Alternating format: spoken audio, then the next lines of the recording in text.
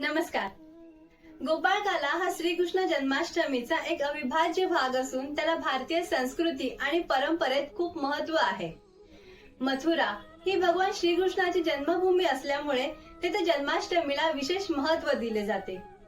या दिवशी अनेक मंदिरांमध्ये आणि घरी सुद्धा बाळकृष्णाला पाळण्यात ठेवून पाळणा गायला जातो.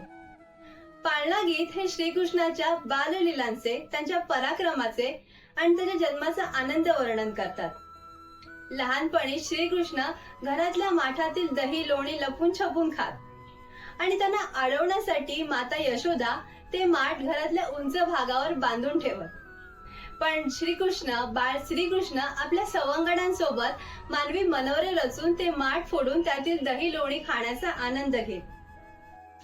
त्यांच्या याच लीलांची आठवण म्हणून आपण दरवर्षी दहीहंडी हा सण आनंदाने साजरा करतो. महाराष्ट्रात विशेषतः मुंबई, पुणे, ठाणे आणि नाशिक सारख्या शहरांमध्ये दहीहंडी हा सण मोठ्या जल्लोषाने साजरा करतात. या दिवशी वेगवेगळ्या भागातून मुला मुलींचे गोविंदा पथक तयार होतात. दहीहंडी फोडण्यासाठी पथकातील हे सदस्य एकमेकांच्या खांद्यावर चढून मानवी मनोरे म्हणजेच पिरॅमिड्स तयार करतात. हे मानवी मनोरे रचण्यासाठी महिन्यांचा सराव करावा लागतो.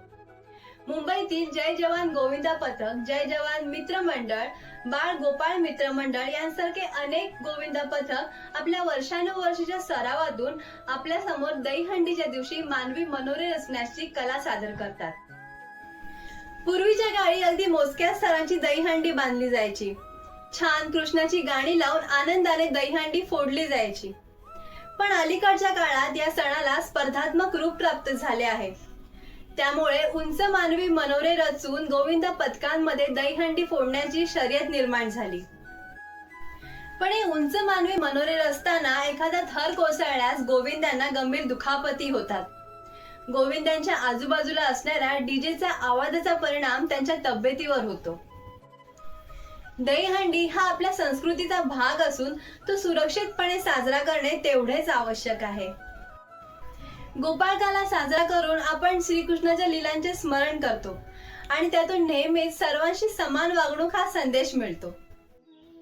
अशा या श्रीकृष्णाच्या शिकवणीची आणि त्यांच्या बाललीलांची आठवण करून देणाऱ्या जन्माष्टमीच्या आणि गोपाळकालाच्या तुम्हा सर्वांना नेटकॉम हार्डवेअर सर्व्हिसेस तर्फे खूप खूप शुभेच्छा.